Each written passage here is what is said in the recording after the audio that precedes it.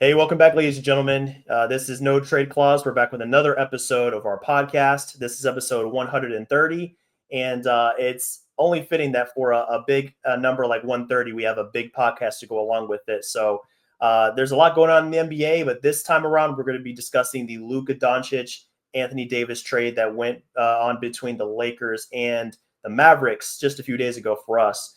So to help break all this down, and it is a lot to kind of try to comprehend, is Corbin Ford, a good friend of mine. We go way back. We participated in a sports business classroom together. We did a lot of pods together, and he does some great work over at Swish Theory and The Lead. So he's on various podcasts, and he's just a basketball junkie like me. So I figured it'd be a good fit on this pod. He's already talked about the Luka trade in depth before. And, he's in the weeds on this. So, Corbin, I had to bring you in, man. I'm glad you were able to make it on and to give us some of your time. But I appreciate you, man. And I'm looking forward to this. Hey, same here, man. I'm happy to be on. Like you said, we go way back. Good friends. So it's really cool to do this again, especially on, in the aftermath of one of the biggest trade in NBA history. It's a real honor. It's crazy. Insane, man. I'm still just trying to make sense of everything. My head is spinning. Mm-hmm. Where were you, man, when this went down? Because I had just gotten back from a friend's house, and it was midnight, and I was getting ready to go to bed, and this dropped, and I don't think I got to bed until about 2:30 that night, man. So, do you remember where you were when that dropped? Were you just as shell shocked as I was? I literally was. I was taking the dog out, about to go to bed myself, and I literally took my phone and I was listening to a basketball podcast. So it's funny that happened. But as I was coming back, I got a buzz on my phone, and it was like, yo. And then I got another buzz from my friend, I'm sure you know, Sean Davis. He was like, what are you doing right now? And it just kept going. And I look and I'm like, and my friend Josh, Earl, and Stephen Bagat, we're in a text thread. And so it says, Luka's going to Lakers. And I was like, wait, what? And lost my mind. I thought it was a prank at first, but then I immediately read the next tweet where he said, it is actually real. And I believe that one. Which I'm like, I believe that one. For whatever reason, I'm like, oh my gosh. So then I'm texting all my Laker friends like, dude, we got Luka Doncic. And I also went immediately and did 2 reaction podcasts. I also didn't go to sleep till 2. It was a wild night. It was a wild night. It was, man. It disrupted everything for us, but man, I mean, it's so worth it to be able to kind of talk about deals like this, because I think this is like a once in a lifetime type of thing that you tell your kids about, and you know exactly where you were when it went down. So, man, just crazy stuff. So for everybody listening to this podcast, I'm sure you guys have watched a bunch of content already on this. You've watched pods, you've listened to pods or whatnot, but figured we jump on and try to maybe give you a different side of things. We're going to break this trade down, not just from the on-court perspective, but from the financial perspective and looking at some of the draft picks that were moved, the draft capital. We have some pages on our site that I want to share with you guys. So what I'm going to do now is actually share my screen, and we're going to get into some of the money that was moved in this deal here. So let me get this set up here just so we can kind of take a look at what I'm talking about. I will share my screen.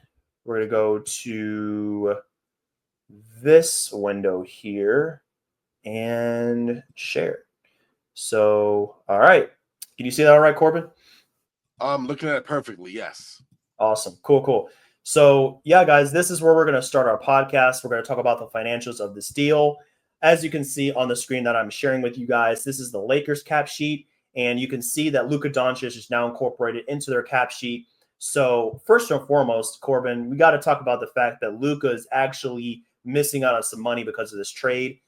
Players that are drafted by a certain team, they play with that team. They're not traded. They play all the way through. They hit certain achievements like All NBA or MVP. We know Luka hasn't hit MVP yet, but he has hit All NBA several times in his young career. So that made him eligible for a designated veteran supermax extension that was going to be worth about $345 million over 5 years. So now that he is traded, he is ineligible for that because he's no longer with the team that drafted him. That's a shame. But he's still going to be able to make about $229 million over 4 years with his extension that he presumably will sign with the Lakers. So it's not like he's going to be poor because of this or anything like that. But, it does miss out on some money. So I wanted to kind of make that clear. So we can see with the Lakers now that Luka is next to LeBron. They're both making 40 plus million. That's a whole lot of money on the cap sheet that is going to be allocated to 2 players. And as we go down here, we can look at the space they're working with. So here at the second apron space, they're at about 1.6 million. That's notable because they can't go over the second apron. If you do certain transactions, like you aggregate salaries, you pull them together, you use I believe your mid-level exception, things like that, then your hard cap. So that kind of brings in a hard cap they have here at the second apron. So they cannot exceed that total for whatever reason. So they're about $187 million total for the team salary. And obviously they're over the tax and over the first apron because they make a lot of players. Some of their players make a lot of money. So looking at this here, Corbin, there's a lot of money thrown in here. There's various contracts and everything like that. I guess the other thing I want to point out is that, Luka has this player option in a couple years. That kind of, brings in a different element to everything. And I guess that was one of the reasons why the Mavs wanted to move on from him.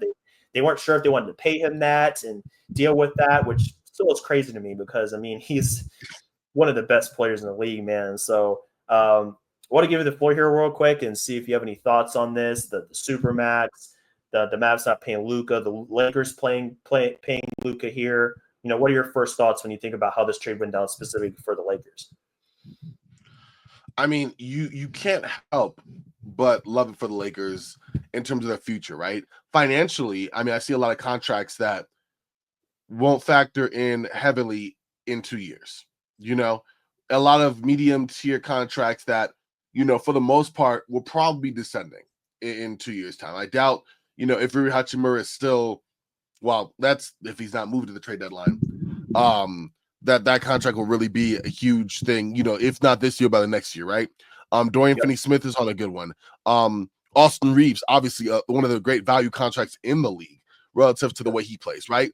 Even like a Gabe Vincent or Maxi Kleber, like both those guys, in 2 years' time, like you kind of have an open book, outside of your centerpiece, Luka Doncic, and then, LeBron James. And by that point, if he's not gone, he probably will have his contract restructured again. But the point being, you have a pretty good cap sheet in terms of, okay, some contributors that make enough that if we want to make a trade, we have some decent salary at a good price point to send out, while also not being attached for too many years, and not having a lot of crazy player options. The only ones who have player options are 2 of your important players as of right now in Luka Doncic and Austin Reeves. So really like LeBron James has one too, but that's for a year earlier. But I just like the balance on this. And I also really think that the contracts here are both decently sized, but also easily moved. And, you have enough time for them to phase out while you bring in, the possible new role players, draft picks, all of that, that's going to fit in around a new Luka Doncic core. Yeah, exactly. Yeah, those are all good points, man. I'm with you there. I'm glad you brought up the medium-sized contracts because especially in today's NBA, it's really important that you have contracts like that you can move if you want to go and get a big fish or whatever. So, they have a lot of those here. You all the way from Finney-Smith down to Vanderbilt, even Connect. These aren't bad values whatsoever. And they're very fair contract values, and none of them are for too many years, like two years max left on these contracts here. So that's definitely notable here for the Lakers. And then, looking at next year, it's not like they're going to have a ton of space, but if they wanted to, they can, be flexible and move some guys around. It kind of depends on what direction they want to go in. I think that's like the main point. One of the things I've been thinking about here the past couple of days is like, where do the Lakers go from here? Because you have LeBron and Luka, and on paper, you're like, man, that's a win now team, no doubt. But Luka's still very young. He's just about turned 26 years old, and you have some young guys. You have a Connect here that you can build around, and Austin Reeves, a few younger players. So it just kind of makes you wonder what they're trying to do here. Or do you just want to kind of double down, spend that 2031 pick that they did not send out in this trade, and try to kind of get more talent and guys that can help now? It's just kind of interesting, like what direction they want to go. So, going forward, it's going to be interesting to see how LeBron approaches this player option. Does he accept it? Does he decline and then do a smaller value for 25, 26 and 26, 27 to wrap up his career? Something like that is possible. Finney Smith could do something similar. He could decline this and then maybe try to get 2 more years at a lower value. Players do that a lot to get the security over a few years. So a lot to think about for the Lakers for sure, when it comes to their money. I also want to take a look at the Mavericks. Obviously, their situation is interesting here. So this is the Dallas Mavericks cap sheet now, and we can see that AD and Kyrie are the big earners, obviously, 43, 41 million respectively. And then they also have a few mid-tier salaries with Klay Thompson, PJ Washington, Gafford, Najee Marshall, Caleb Martin, who they just traded for today, actually, is now on this cap sheet. So that kind of is interesting to look at as well. So their situation here is a little bit different than the Lakers. They have a little bit less salary, so they're hard capped at the first apron here. And they are almost 11 million under the second apron. So they don't face as many restrictions in terms of building their team because they're so low. And with the Mavericks here, they were actually 5 million over the luxury tax before this trade. And they reduced their salary here. So when it comes to the luxury tax, they're actually a little bit below that. I think Bobby Marks reported that they're kind of like 628K under the luxury tax. So the Mavericks do have more flexibility. I want to point that out as well. And they can also go various different directions. We'll talk about this here in a little bit, but I mean, they have a lot of front court depth here with a lot of these players and some decent backcourt presence as well. But Kyrie's going to be leading the charge there. Same thing here, man. I mean, we talked about LeBron. Kyrie has a player option for next year. So theoretically, I'm not saying this is going to happen, but theoretically, he could opt out of that and explore opportunities elsewhere. I mean, I'd be crazy if that happens because I don't see where he want to go after this, but I do want to point that out as well because he does have player options. So, any thoughts here on the Maverick side of things when you look at some of their contracts? Yeah, I mean, you broke it down as always eloquently, but like they're in an interesting situation because you do have a lot of lower tier contracts toward the bottom. But like some of those guys, I mean, you hope that Prosper is somebody that you can kind of look at. Jaden Hardy's there. Dwight Powell's a low one, but Derek Lively's going to be big, right? You just traded for Caleb Martin. I do like the contract. I think obviously there's a lot more to unpack between that Caleb Martin, Quentin Grimes trade that we can kind of get into. But, for whatever reason, we know that the Mavs had made an offer to Grimes, in the summer that didn't go through. So maybe they just kind of valued that long-term security at a pretty decent contract for Caleb Martin at a pretty decent number. But again, you have a similar type of good, solid, medium contracts. You do have your bigger ones at the top, of course, which command the most, and that's your quote unquote core, right? I would say those top 4 players, at least is currently constructed, Anthony Davis and Kyrie Irving, who aren't going anywhere, you would imagine, but make the most. And then Klay Thompson's at a really good number, but he's probably obviously going to stay. And PJ Washington, who I think, considering how he's been for Dallas, is probably underpaid just at that, if only by a couple mil. So I like it. I think, again, they're in a similar area. It's kind of odd to think about, except that it seems like they're mostly cementing whatever their team's going to be, whereas the Lakers are a lot more fluid with their roster construction at this point in time. For sure. Yeah, and one other thing I want to point out with the Mavericks here, they got to give some props to AD here. They got to thank him because AD actually had a trade bonus that he was eligible for in this trade that he declined. He waived it, so it opened up a little bit more space for the Mavericks. And he was quoted just the other day saying that, hey, I made this decision because I wanted to give the team more flexibility in order to make moves, help us win, be more competitive. So it kind of shows that AD is like really serious about winning with this team. He's committed to bringing wins here, making a deep playoff run, making all this happen. It seems like he's pretty hyped about this. And, I know it's not easy leaving LeBron in LA, but I mean, it's not like he's going to the Wizards or something here. He's going to a solid team that still has a lot of talent, and they're coming off a finals appearance, so they're no pushovers. But we're going to have to monitor the situation here with their salaries. But because there are some decisions to be made, and we'll see what Kyrie does. That's the elephant in the room. And then a couple other guys are going to be unrestricted, Dinwiddie and Exum, 2 guys that they're going to rely on quite a bit here now that Luka's gone. That's going to change things up for sure. So, just kind of wanted to point all that out for next season. As it stands, it looks like they're a little bit over the tax. They do have a lot of space under the second apron. It kind of just depends on like what Kyrie does is going to determine how much space they have. But they could have a decent amount depending on what he does and how they go forward. But AD's contract does take a big jump here. I want to point that out as well.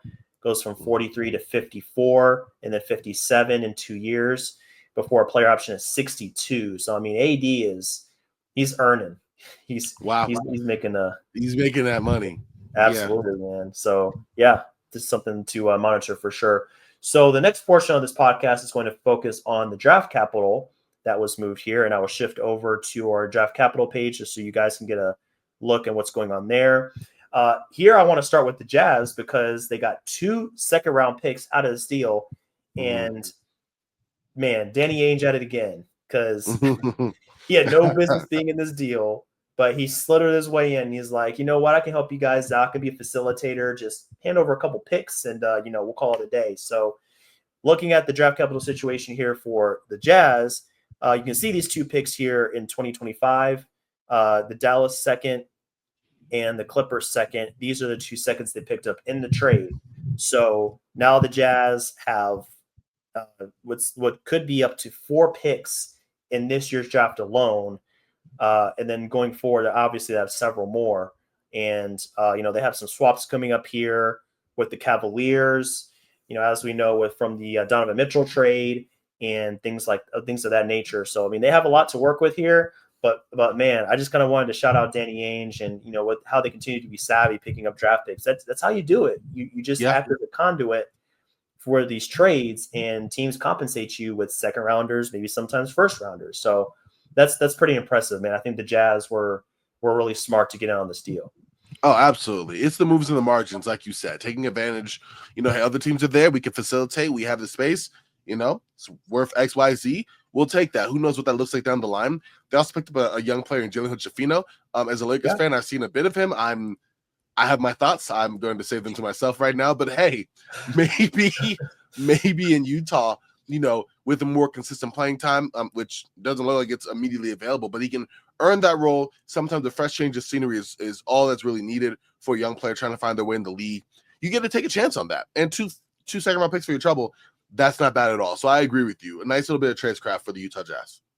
Yeah, and if we're looking at those second rounders specifically, like where they're going to fall, it doesn't look like either one will be particularly high. You look at Dallas, and they struggled a little bit this year, so I wouldn't say it's going to be anything super high like 55 to 60, but it's probably still the back half of the second round. Same with the Clippers. The Clippers have been better than expected. We talked about the Clippers a good bit in our last podcast, so if you guys are looking for a little bit of coverage of them, check that out. Their all-star conversation. But because of that, their pick will also be pretty low. Well, depends how you look at it, but basically the second half of the second round is going to be both of these picks. So they're not going to be that high value, but hey, I mean, all it takes is just one hit, man. You can find it anywhere in the draft if your team is good. So, look at the second round for the Jazz. Last year, they got Filipowski there in the second round, and then they got Isaiah Coyer. He fell pretty far, and he's been doing quite well for them this season. So I mean, they have a good drafting department, it looks like. So and they can definitely find some value there for sure. So I wanted to kind of look at them for a second, and then if we shift over to the Lakers here, the team that we we're just talking about, we can look at what they have. Much different situation when it comes to their draft capital. They don't have much of anything. You can see that 2029 was in that trade. That went to the Mavericks, so that is gone. But they do have control of more than half of their first rounders. So this is actually linked to the Jazz here, the 2027 first. So that might go to the Jazz. So they can't trade that pick, but they still have the 2031 that they can trade. There's a thing called the stepping rule for you guys that are not aware. So, if there's a chance that your team will end up without a first in 2 consecutive years, you can't trade the pick. So for that reason, they would not be able to trade 26 or 28 in the situation, or 30 because they don't have 2029, but they can trade their 2031. And I'm just surprised that the Mavs weren't able to get that pick in this deal. I mean, you're trading your franchise player, and you couldn't get a pretty high value first, what could be in the situation. So, were you kind of surprised that this pick wasn't included, or did you feel like that 1 first and 29 was adequate? Oh yeah, I mean, I thought the 1 first was adequate. I don't know why we even gave away Max Christie. No, I'm kidding. Jokes aside, no, I was totally shocked. I mean, for a guy like Luka Doncic, in I guess in any trade outside of the one that we witnessed, he's worth more first round picks than the Lakers had available. Like conceivably, you know what I mean? They're looking at, before this trade, maybe we could package both first round picks and possibly get a Miles Turner or a Nick Claxton or someone of that caliber of player. Yep. Luka Doncic's stratosphere is above that, no disrespect to them. And, you would think with that corresponding level of talent, so would the draft capital be. So the fact that they were able to only use one of those first round picks, that's insane to me. I think it's something that we'll look back on in general and be like, yeah, this was not only the most shocking trade, but possibly one of the most one-sided if we look at just what we could have reaped and what they could have reaped in value for a Luka Doncic. So yeah, like beside myself completely. Yeah, that is that's one aspect of the trade that is very notable, the draft capital, because it seems like in this day and age, Corbin, that these draft picks have even higher value. Like it's harder to get first rounders, especially if they're unprotected. Because we've seen what that can do to a franchise. If things go sideways, I mean, you can really kind of just put you back quite a ways. And I mean, we're seeing like the effect that's having on, I think, like Phoenix and teams like that are just without their first rounder in multiple years. Really difficult situation. So, I mean, kudos to the Lakers here for holding on to this. They could use it in another trade because their front court depth is pretty bad right now. I mean, Jackson Hayes, good player. I wouldn't want to start him if I'm trying to win games. I'm just going to just be honest. So they could use this in another deal to try to get somebody of that caliber, like a Miles Turner you mentioned before. We'll have to see if that happens. We have a couple days to the deadline, so there's still time to make something happen. But yeah, I mean, for the Lakers, they're in win now mode, so obviously they're not going to have a lot of picks here. But I did want to point that out, that pick that was traded there to the Mavericks. Speaking of the Mavericks, we can take a look at their situation here. So let's go over to Dallas, and here it is, that first rounder that the Lakers sent over in that trade. So they have the Lakers first. They have their own first in 25, 26, possibly 27, 28, kind of depends on swap situation. And the 2031, they have their own. Because of the trade today that involved them getting Caleb Martin, they have 0 second-round picks in the next 7 years. So just wanted to point that out. Wow. And I think it's notable here, and I tweeted this earlier, that the Mavericks are so low on draft capital because ordinarily, if you're this depleted, you are in win now mode and you have a guy like Luka to build around over the next several years. So these picks are all pretty low value because he's going to help you win so much. Now that he's gone, it's like, well, it kind of changes the equation here. Like, depending what happens in the AD, he's older, he can get hurt. If things go sideways, like next year, the year after, something like that, man, it's not looking good for them. So that's why I was kind of surprised they weren't able to get more in terms of draft capital. They kind of need it after Luka, Yeah, so, most definitely, especially with this core that they have now that we'll talk about in a bit. Oh, yeah. And here's a team you're going to see in a lot of different draft capital pages. If you guys go to our website, notradeClause.com, and you go to draft capital, you see this team right here, they're everywhere. They found their way. I know they're winning a lot of games, but they still have a stranglehold on a lot of the league when it comes to draft capital. So, man, Sam Presti, his fingerprints are everywhere, man. That's always crazy stuff. So that's the situation for the Mavericks. We'll have to see if they can recoup some of this. But I mean, if your best player here, AD is 30, about to be 32, you don't have Luka, and Kyrie is in his 30s as well. Yeah, I wouldn't want to be here. So I would start working to kind of shore some of this up in the next couple of years before things go sideways. That'd be tough. So let's get to the meat of it, man. I'm sure this is the part you want to talk about the most. It's going to be the encore perspective for these two teams. So when it comes to on-court, man, I mean, let's talk about this here for a second. So I'm gonna stop sharing my screen and we can get into this, man. So Mm-hmm. just give me your first impressions on how this trade will affect each team. Belfin in the room, Luka, LeBron, how they work together. How do you kind of see all that playing out? Yeah, I mean, the Luka LeBron, that to me is one of the more interesting aspects, of course, right? I think that it'll work out fine, in my opinion. I think people don't realize how much LeBron's played off ball in the last couple of years, specifically. 2 years ago with the D'Lo and Austin Reeves, last year more with Austin Reeves, and this year, like Austin Reeves is the nominal point guard, right? And so he has been off ball. Look at his off ball shooting numbers. The highest of his career have been the last 3 years, right? And high volume there as well. So if you're putting LeBron as a second side initiator, that's a heck of a deal for someone to deal with, right? It conserves LeBron's energy to have Luka run the show.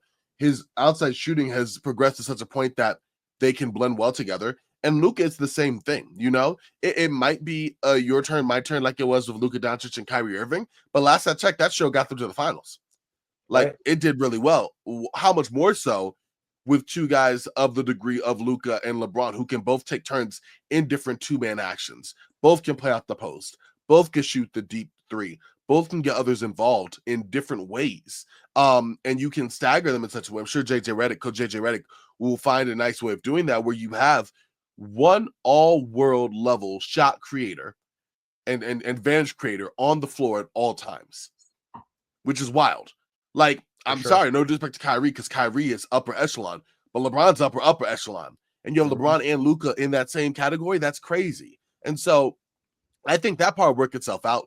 The important part is figuring out, okay, how do we put pieces around that, right? Because the Lakers, as currently constructed, I would not say are a team that Luka is a perfect fit for. You do have some defensive-minded players, Jared Vanderbilt, Dorian Finney-Smith, of course, but Jared Vanderbilt definitely shrinks the floor because he doesn't shoot the ball, So you are looking at Dorian Finney-Smith. That's great. Another guy that would have been a great fit was Max Christie, but he's obviously gone. So you look at that. You try to see, okay, where does Rui Hachimura fit in all of this? If he does. And then I think what you're also looking at now is the center spot, which that's the elephant in the room, right? It is the big. I make a joke all the time, but if Jackson Hayes is the answer, I don't want to know the question. But, kidding aside, like Hayes is a rotation level player. If he's your starting center, you're probably in trouble. But the archetype that he is the perfect type of player for Luka Doncic. We saw that last year between Derek Lively and Daniel Gafford. You have these rim running types who play above the rim, that vertical spacing, able to, crash hard in the pick and roll each time and give Luka that lob threat at all times while he manipulates the defense heading to the basket, right? Jackson Hayes is not as good at that, but that's his archetype of player. So you want to look for that. I would not think, and this is interesting because when AD was still with the Lakers, I thought, okay, what would be cool? A Miles Turner type, a Brook Lopez type, like a center who could space the floor, play center next to AD, but on the offensive end can just kind of provide that spacing from outside, right? That type of player doesn't exactly vibe with Luka Doncic. We saw what an awkward fit it was with Porzingis, with the pick and roll and pick and pop, and how, Doncic is kind of geared to a certain type of guy. So I think now, subtly it's changed. Now you do look at a Walker Kessler, even though I don't think that works because Utah, come on now, like they're going to drive a hard bargain, right? But maybe you could look, you have one more pick to shop around, matching salary. Maybe you look at a Nick Claxton, maybe you look at much more likely a Daron Sharp, right? Maybe you look at Robert Williams in Portland. You try to identify, and that's going to be the challenge for, Rob Pelinka, identify the type of archetype that you can get a decent price point. You don't want to mortgage your whole future for it, but a guy who could fit as a bridge center, as he brought up in his press conference earlier. Then look in the offseason when you have a little more space, more picks, and you're like, hey, let's go get our big. Yep. There you go. Yeah. There's a lot to unpack there. I want to start with what you were just talking about, the Luka pick, the Luka fit with everybody. And I agree. I think that Jackson Hayes is a good type of player for Luka to play next to. Mm-hmm. You brought up those two centers in Dallas, and he made them look so good just with their rim running and him having that pinpoint passing. And LeBron and JJ talked about Luka on a pod way back when they had the Mind the Game pod, and they were talking about how great of a passer he is, and the fact that he can pass out of any double team. He's like one of a few players that can do that. including LeBron, including James Harden. Luka is of that caliber.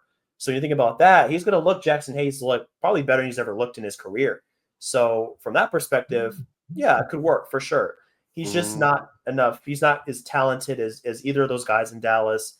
He just makes too many mistakes on the court. He's kind of a little bit slow to kind of read how things are breaking down. So they need to upgrade there. I think if Hayes is coming off the bench, okay, fine, that could work. But they need a legitimate starting center that can really fill the void. And yeah, preferably be of that same type of player that can run to the rim and catch lobs from Luka and get putbacks and things like that. And then also something that we haven't talked about yet when it comes to the fit with Luka's defensively, the fit. Man, Luka and LeBron are some of the best offensive players in the world.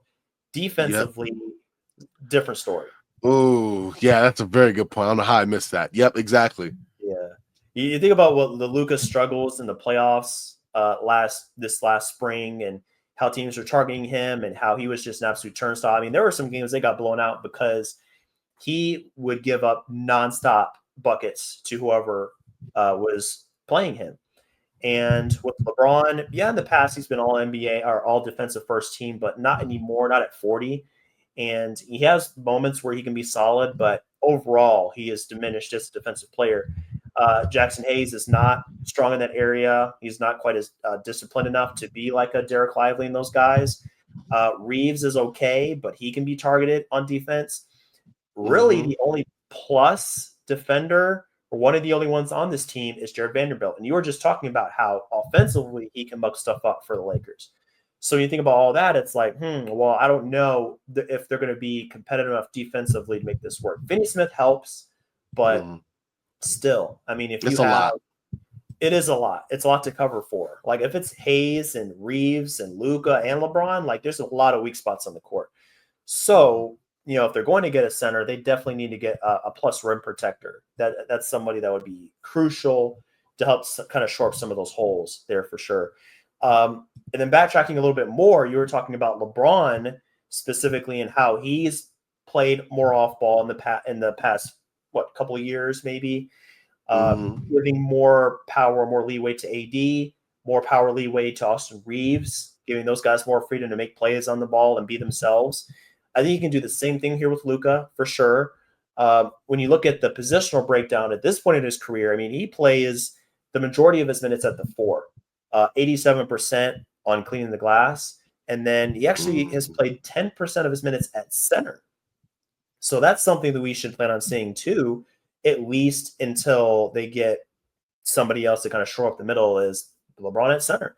I saw somebody say recently, I think it was on Twitter, that he can embrace more of like a Draymond Green role at this point of his career, to where he's that like short roll passer off the screens. He can like find the lob threat or the corner 3 ball off of a screen, or just kind of be that Swiss Army knife. Like, hey, I'm just going to just do what's needed. Like I'm going to be a rim roller. I'm going to be a rebounder, a passer, whatever. Key defender at certain points of the game when he can do it. I think if he embraces that role, I want to see some pick and rolls, Luka, LeBron. That would be a lot of fun, I think. That would be a lot of fun. Yeah. I think they can work together really well in that way. They're both super smart players, so they're going to figure it out at some point. So I do want to see that. And LeBron's three ball has been pretty consistent this season. Looks like he is shooting about 38% from 3. So, I mean, if he's going to be off ball a little bit more and he needs to hit the spot up 3, he can do that. So, yeah, I don't think it's a seamless fit. I agree with you. But there's ways to make it work, especially if they make a move or two at the deadline and kind of shore up some holes. They can be a deadly duo for sure. And we do have to remember that this is also, I mean, LeBron has at best a crazy enough 2-3 years, if that. I would lean more to 2. Like, this is definitely something that I look at as more, okay, right now, it's probably, it like you said, the potential of it being awkward, kind of clunky is there, and there's going to be a learning curve for sure. But gradually, this is the trade for the 25-year-old super duper star, right? So it will be a transition period, a bridge. And I think it's almost interesting where you did have, it would have been a natural bridge from LeBron to AD, but AD wasn't maybe the type of player to carry it like LeBron had been. Whereas Luka is that type of guy, but almost because of that, it's going to be that little awkwardness there because you're basically two of the same type of player who, due to their respective parts of their career, essentially play in the same type of position. Exactly. There's a little overlap there for sure, but hey, I think LeBron, he's going to be the guy, in my opinion, that takes a little bit more of a back seat and adjusts his game to fit with Luka, what Luka does, because he understands that, hey, my time is ending. Luka's is just starting. So it's more important at this stage for Luka to find a groove with this team, to find a place where he fits in. And LeBron has played all 5 positions in his career. Luka has not done that. Like, Luka's on ball, and that's it. Like, that's what he's going to do. But for LeBron, it's like, hey, I can be an off-ball guy. I can be a short roller. I can dive to the rim. I can spot up, whatever the situation calls for. So he's probably going to say, hey, what do I need to do for Luka to be more comfortable? And yes, there will be times, especially when Luka's off the court, LeBron will do what he does. But I think he's more flexible in this situation. So, no, I 100% agree with that. So, speaking of AD, he is moving on to a new team. He's in Dallas now, and he is going to have his own adjustment period when it comes to fitting in with his new teammates. So, look at their roster, the players they have. I mean, my first thought is like, man, there's a lot of front court presence on this team. We talked about a little bit in the salary cap section, but front court players that they can work with: PJ Washington, Daniel Gafford, Najee Marshall, Caleb Martin, Derek Lively, Dwight Powell, Maxence Prosper has gotten some run with some of the injuries they've had. And that's 7 guys that are 3 through 5 that can play at any given time. So got to figure out how they all mix together. AD's going to play a lot. Okay, I get that. But Gafford, Lively, like, does AD move full time for? Does he still play some center in certain lineups? Does PJ like ever play 5 with those 3 guys there? Like, does PJ play any 3? Like, there's so many questions. I'm just like, how do they figure all that out? And I don't envy Jason Kidd, honestly, when it comes to that. So I guess something I've been wondering, I want to ask you, Corbin, is do you like the idea of AD going back to the 4, or have you gotten used to him being like a full-time 5 at this stage of his career? I agree with the latter part. Like, I definitely do think that I've gotten used to him being the 5, but also I think that's just suited for him. Whether or not he wants to play it, I understand the physicality part of it, sort of. But like, his offensive skill set does not lend itself to the 5 at this stage right now. Like, you know, his jump shot has gotten better this year, particularly for mid-range, you know, just enough, right? But it's deteriorated a lot from the New Orleans years, and definitely a bit since 2020, you know? So, you know, being the 4, like, the quickness is still there in spots, but I do like him better as a center offensively, where I think as a 4, especially as a 4 with this lineup roster construction, he is going to have to provide a little bit of that in terms of spacing as a component there. You already have your vertical spacer in Gafford or Lively when he gets back from injury. So you are slotting AD in a different area where he's more attacking kind of from the wing spot, definitely more in that, you know, mid-range area, and not as a hub per se, at least not the way I see it with Kyrie there. So I don't know. I like the fact that, hey, he'll be where he's comfortable, right, in that position. And he is going to play 5, particularly in crunch time. I do imagine that's just a situational advantage for Dallas that they have. But in general, just the affinity to the 5 doesn't seem to make sense to me. But with this roster construction, they have 2 legit 5s who don't have the versatility to swing to the 4 like AD does. So I think you just have to roll with it that way. No, I'm with you. The construction of this roster just kind of requires that he plays a lot of 4, which, yeah, I mean, I also think that his best position is the 5. The past 2 seasons with the Lakers, 100% of his minutes at the 5. 2 years ago, 99% of his minutes at the 5. Last time he played a good amount of minutes at the 4 was 21-22. He played 24% at the 4, 76% at the 5. I mean, it's been a long time since he's played even a third of his minutes at the 4. And looking at these efficiency differentials here on Clean the Glass, I mean, it looks like most of the time the numbers are better when he's at the 5, based on what I'm seeing here. So, I mean, the data supports him playing the 5. His play style supports him playing the 5, being more of like a burlier, stronger type of player, a little bit slower. It seems like in the stage of his career than he used to be in New Orleans. Kind of lends into playing the 5 more. You touched on the jump shot. He just magically started hitting everything, playing the Heat in the finals, and then just kind of dropped off, which, of course. But naturally. Of course, yeah. At this stage, it just seems like it's kind of like a weird fit for him going to that position. I think it sacrifices a lot of spacing if he's at the 4. If you play him and Gafford or him and Lively, it's just like, I mean, that's 2 players that I think the defense can just really kind of not pay much attention to if they're outside 10 feet of the rim. So that puts a lot of more stress on the other 3 players to get shots off, to make space for themselves, and try to make things work that way. And speaking of the other players, I mean, Kyrie's still there. So Kyrie trying to make that fit with AD.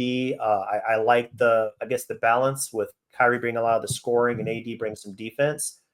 But overall in the backcourt, I think Kyrie has a big load to carry without Luka. I'm glad that Jaden Hardy is going to get more opportunity. That's a plus for sure. Max Christie is going to have some opportunities. He showed some flashes right before the trade.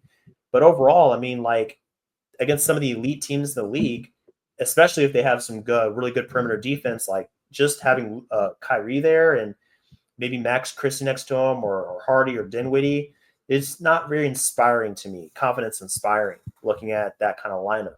So that's my other big concern with this trade. It just seems like there's not really a balance between the backcourt and the front court. The front court is loaded. The backcourt's just kind of meh. That's just something I've been thinking about. Oh, yes, especially with the trade of Quentin Grimes. I mean, again, this isn't really about that trade, but it does factor it a little bit because yet another guy who could even kind of resemble a playmaker is gone, and so you do have more pressure on Kyrie from that playmaking perspective, more pressure even on a Klay Thompson, and that's not really the type of game, right? Seeing what happens when Dante Exum gets back. Like, obviously, I'd behoove of me to not mention Spencer Dinwiddie, but even he can be overextended in a major role. You know what I mean? And so, yeah, there's a lot there. And all those guys, with the exception of Kyrie, and obviously Klay, who's, having kind of down year shoot from 3, but his down years are better than most of them. But that's the outside shooting is a factor. May not be a crazy glaring one because you look on paper and you do have Kyrie and you do have Klay Thompson. PJ Washington can shoot the 3. You have a few guys, Spencer Dinwiddie when he gets hot, but he's streaky. But like that's another thing of like consistently like generating offense. Particularly when Kyrie's on the bench. What does it look like? So yeah. It's funny, man, because it looks like these 2 teams have the opposite problem. Like with the Lakers, it's like, how we're going to get enough defense on the court to not get absolutely blown up every possession. Yeah. And on the flip side with the Mavericks, it's like, can we generate enough offense, like in terms of like self-created baskets, like guys going out there and getting their own basket, making something happen off the dribble? Is there enough of that to sustain, even if their defense is going to be very solid? Like adding AD to this team, like that's one thing with Nico I agree with. Like their defense is going to be crazy, even with Kyrie out there. I mean, if you have to deal with AD and Gafford or Lively out there, good luck. That's terrifying. But yeah, the scoring perspective is troubling. So it's interesting that they're on like 2 different ends of the spectrum when it comes to their strengths and weaknesses. Like really interesting stuff. So I think overall with this Mavericks roster, are they set up to win now? Yes and no. Like I can see them winning some games here post All-Star break, finishing with a top 4 or 5 record in the conference, getting into the playoffs, depending on the matchup, possibly winning a round. But other than that, I mean, I just see too many glaring holes in the backcourt. If they end up playing Minnesota in a playoff series or a team like that just has a lot of guys that can throw at those backcourt players and have enough support defensively and inside, I see a lot of problems for them. So that's kind of like where I end up with that team. Like I know we talk about this a lot when it comes to this trade, but it's just like, why, man? Like you got freaking Luka. Like you have these concerns about conditioning or whatever the case is, but I mean, coming off of finals, Luka's still a great player. You pay him. Like, I know you might have had concerns or whatever. It's a lot of money, but he's worth it. And, this is a little bit of a deviation from the Encore perspective, but by making this trade, I mean, you alienated a lot of your fan base. A lot of fans are saying, like, I'm not a fan anymore. I don't want to watch the Mavs anymore. I don't trust the front office anymore. Like, they lost a lot of support and did a lot of damage to the perception of the organization with this trade. So even without looking at the Encore perspective, it just seems like a really just irresponsible thing to do, just baffles me. Oh, 100%. I think the press conference only served to kind of continue that. In fact, I funnily enough, I mean, you know this very well, Aaron, but for those who do not know me, basketball junkie like Aaron, except I turn to like a complete and utter, let's just say I'm a very big risk taker in anything fantasy related or NBA 2K basketball GM, and I'm the one who make the trades that make everyone go, wait, what? Mm-hmm. What were you thinking? Are you serious? Again, you can speak to it personally, Aaron, and like I was talking with some friends. Yeah, I was talking with some friends recently because I listened to the press conference that Nico did, and I was sitting there going, what in the world is he thinking? Like, I guess that makes sense from his very oddly specific point of view, and then I was like, oh, that's me. Oh my gosh. And like these trades, like that's me. Yeah. And so like it's so interesting because even the way he said, like I mean, and again, this is why I'm not an executive though, but like when I'm making fancy trades, whatever, it's like I'm doing it for the short term because it's a guy I like. And I'm not really caring. It's a dynasty league. Okay, whatever. I'm worried about like this year, next year, I have the guy I want.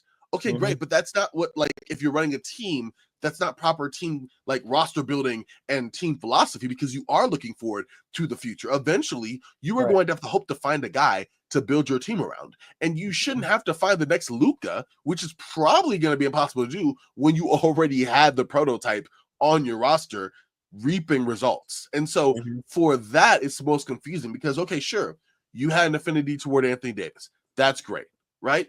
It doesn't make sense for your team construct. It just doesn't. Exactly. I get that you may have issues with him, but now you put yourself in a position where, yeah, at best, I mean, they could win, like you said earlier, Aaron. They are contending, right? But if a major injury happens or both regress hard in the next year and a half, 2 years, you're in a pickle. Yeah, seriously. Like, how do you move forward from that if Kyrie declines or AD declines? You have some young talent there, but I mean, it's not enough. It's nowhere near a Luka type player to kind of take the mantle. I mean, there are franchises. I mean, think about it like this: there are franchises in the NBA that would give everything to have a Luka on their team, like everything. And there are franchises that have waited 10, 20, 30, 40 years to draft a player like Luka that can carry them for the next 10, 15 years.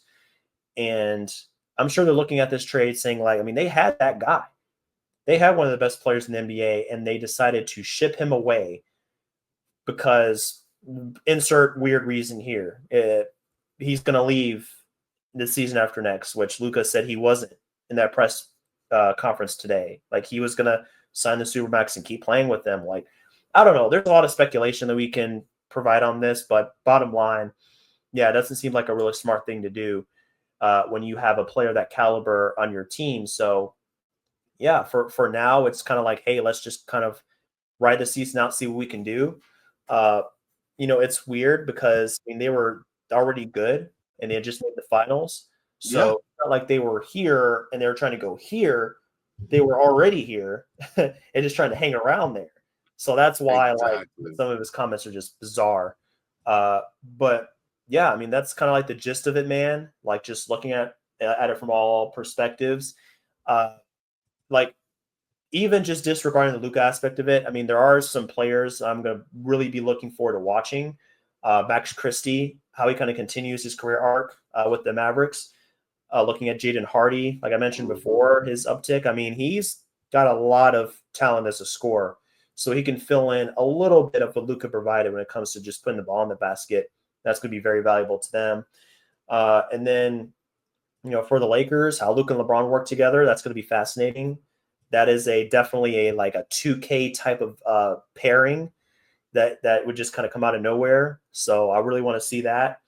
and how Reeves adjusts that situation, playing with those two guys. There's a lot of different things. What the Lakers do after this. So yeah, I mean, I think even in a trade like this that doesn't seem very smart, there's going to be opportunities for players to step up, and some of them I'm sure will in the second half of the season. So I can't wait, man, to see how that kind of break down. It's going to be interesting to see what it looks like, but I do like that you brought up Max Christie development. That's going to be interesting. I'm very curious how the Mavs look on the floor fully healthy, right? The Lakers, I guess to a lesser extent I am, but we all know that team needs some work to do to make that roster ideal. And that's not just the next 3 days. That's really going into the offseason to kind of get that final form. So it just might take a little longer to kind of see what that actualized roster on Luka Doncic is. But for the Mavericks, we'll see that as soon as this weekend, potentially. Barring, yeah. And when I say that, I know Derek Lively's still out, but the gist of it, right? So yeah, very curious. This trade was so interesting. It's going to be looked at and parsed through and rightfully, picked apart for days, weeks, months, years to come. And, we'll see what the ultimate ramifications are for both franchises moving forward. This will be such an interesting trade to look back on even 2 years from now. For sure. Yeah, couldn't have said it better myself, man. That's pretty much how things are looking here. So we're gonna wind this thing down. I'm sure there's like even more that we can jump into, but I think we hit the gist of it, at least what I wanted to cover here today. Corbin, before I let you go, man, why don't you let the listeners know where they can find your work, where they can listen to you, if they want to hear you kind of give your thoughts on the Lakers, go on a little tribute to Russell Westbrook, whatever the case is. What can they find? Yes, no, thank you so much as always for the time, Aaron. I do appreciate it. It's always fun getting linked up back with you talking basketball. And obviously, I'm a huge fan of No Trade Clause and literally everything that I've done for years now. So really, really cool. Follow me on social media at Corbin NBA. Follow all of it. I just like Aaron, love basketball. I'm watching NBA, watching WNBA, watching EuroLeague, getting to college, like prep basketball. Just love this stuff, and have the energy for it and love to talk about it. So if you ever want someone to talk any basketball with, I can be your guy. But yeah, any articles I do, I host a podcast called Indie Basketball with my friend Conrad. That's pretty fun. Obviously guest host on a lot of different shows. So at Corbin NBA is where you'll find all of it. If I do a good job plugging myself, which I have to remember to do. But aside from that, just a pleasure, Aaron. So thank you again. Of course, man. Anytime. You're always welcome. For No Trade Clause, if you're looking for more of our content, you want to check out some of those cap sheets, draft capital that I was sharing with you guys earlier, it's going to be notradeclause.com.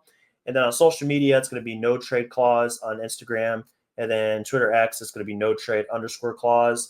I like to share some graphics over there with you guys, some pictures of updated cap sheets and updated draft capital. I'll leave links over there and let you guys know when things have been updated so you can kind of look for yourself on some of the ramifications of trades like we saw today. So thanks again for everybody for sticking with us and watching this episode. We hope you enjoyed it. And we hope to see you in the next installment of NTC as there's a lot more trades to come, I'm sure. There's going to be a lot more to break down. So don't go anywhere. We're going to be bringing you a lot more content real soon. So thanks for sticking with those guys, and we'll see you on the next one.